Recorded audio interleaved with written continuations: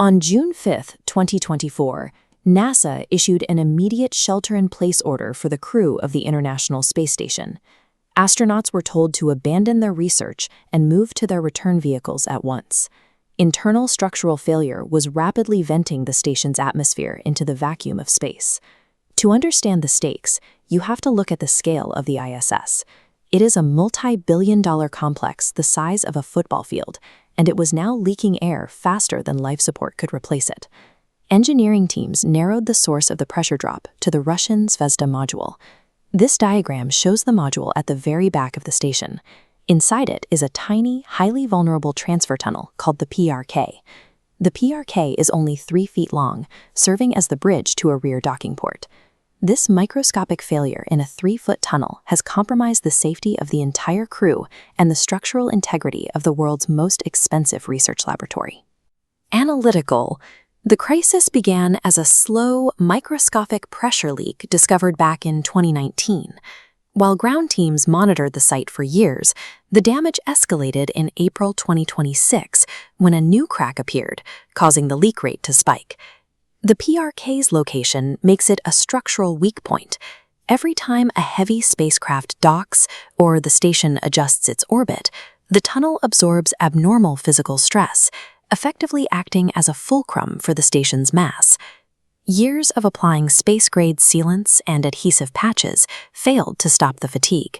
The mechanical stress of the station simply tore the patches away. In mission control, personnel watched as the data screens showed an escalating rate of atmospheric loss. Standard maintenance had reached its limit. Engineers were now forced into high-risk triage. Russian engineers proposed a radical mechanical solution to stabilize the metal and stop the structural fatigue. The plan involved sawing into the station's hull and installing a heavy industrial bracket directly across the fracture to reinforce the module. NASA refused to allow the operation. Safety analysts determined that the vibration from the sawing process could cause a catastrophic rapid decompression of the already weakened aluminum hull. This technical impasse left the agencies without a unified solution for the first time in the station's history, forcing a decision that would change the ISS forever.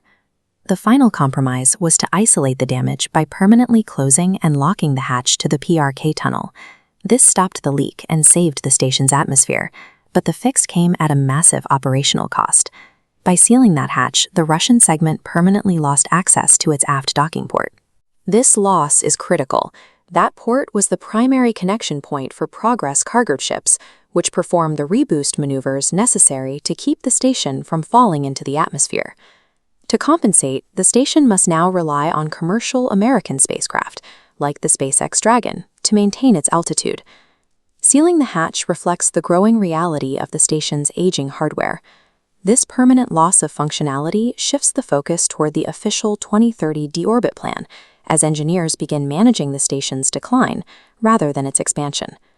Closing the Zvezda hatch was the first intentional amputation of the International Space Station, signaling the inevitable end of humanity's greatest outpost in low Earth orbit.